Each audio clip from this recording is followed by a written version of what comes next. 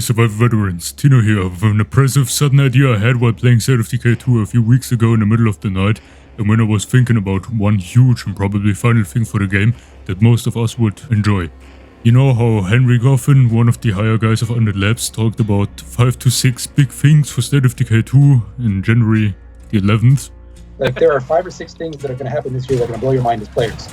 Yeah, I know, I played that part like 3 to 4 times already in different videos. And I know, antsy as you all are, and annoyed about that clip by this point, especially since I made a video days after that particular livestream where I spoke about possible new features and changes for the game. I now get to the point, an idea I had, and just wanted to build some suspense subliminally. I was thinking about a small story mode similar to Heartland and covering all around the network. Cause the Red Talon already got a small DLC, or at least a game mode in which you can earn prestige and unlock new weapons, explosives and facilities. But why only work one way if the opposite side, the network, also has great potential, and we played them in State of Decay 1 and got to know their leader, Lily. We played Marcus, Maya and Ed, Sam, a couple others, and even though we know some things via the random radio calls from Lily and Twain of the network, for example also that 3 of them died that I just mentioned, so, you know, not Lily or Twain, but, well, you get the point. I don't want to spoil it too much in case of some people who never got those radio calls. Now I know what many of you might think. You know, this idea is too big, or it'll cost too many resources for Undead Labs and the game is too old at this point. Or, Gino, are you out of your mind? Are you crazy? Are you out of your mind? Are you out of your mind?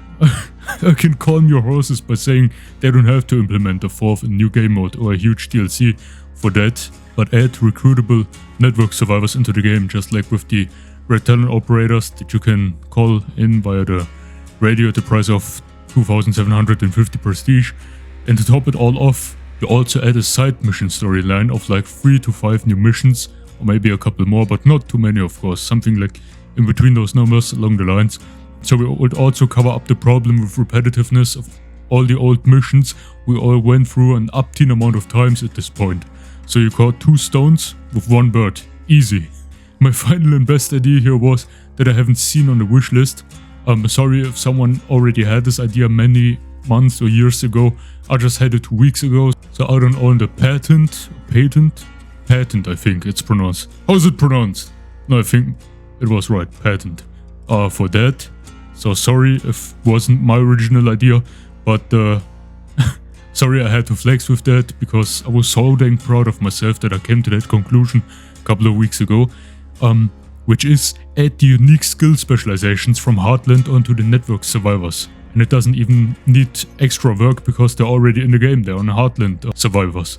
Because Red Talon operators have the ultimate specializations, and network survivors should and could never be that close because heroism, warfighting, tactics and prowess are the ultimate specializations in Red Talon only, which is understandable. Understandable, have a nice day. But obsession is a better version of discipline. And up to this day I'm very lucky and happy that I bugged or glitched whatever my all-time main and favorite character Paulie due to a difficulty and spawn mod I once had installed, which gave me the possibility, actually it wasn't intentionally by the mod creator, but I was able to specialize it into obsession instead of discipline, which is otherwise a Heartland only skill, so I guess the combination of that and heaven and the gameplay overhaul wasn't supposed to go hand in hand. Anyway, I would love to get such survivors the vanilla way, and having options for scavenging, which is a scouting alternative with daily parts income, butchery as a swordplay alternative with food bonuses, and gymnastics are all better versions of the original ones. By the way, that's an acrobatic alternative, but I can blend you in screenshots so you can see the effects.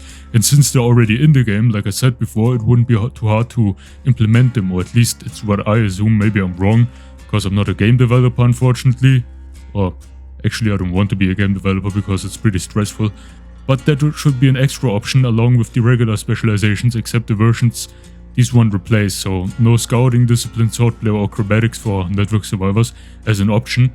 And another thing that I figured out, shooting has no specialization in Heartland, so maybe they could bring in a new one, because they also said something in a live stream 3 weeks ago that they want to focus on overhauls for their already existing skill specializations and maybe improve some others that aren't that useful. So up to this point, not often specialized or used into like craftsmanship or utilities. Maybe the core specializations, so for cardio like acrobatics isn't that strong, or scouting wits-wise, assault and sharpshooting could have a boost too. But anyhow, those things, that opinion that I had right here, those ideas that I gave, would cover several problems. Especially you would introduce or implement certain type of survivors who are also unique, just like the Talons aren't that common. And at the same time you would also reduce the repetitiveness and the lack of unique stuff in the game that we have by those new survivors. Especially with the skill specializations that many of us already only know via Heartland. Okay, that is my opinion. Let me know what your idea would be for a similar thing, or maybe a final, not really a DLC, but a bigger idea. Or you can also let me know your opinion about this idea. If you came so far, thank you very much for tuning in. I also want to give my gratitude, at the same time shoutouts to all my channel supporters and the channel members, who are Baolai, Easy3, B-Boy Tape Deck, Tiwi, Atash One Velk, or Von Velke I think, then Congrex's Prime and Tyler. Thanks a lot to all of you. And have a great day, stay healthy, at best health, bye.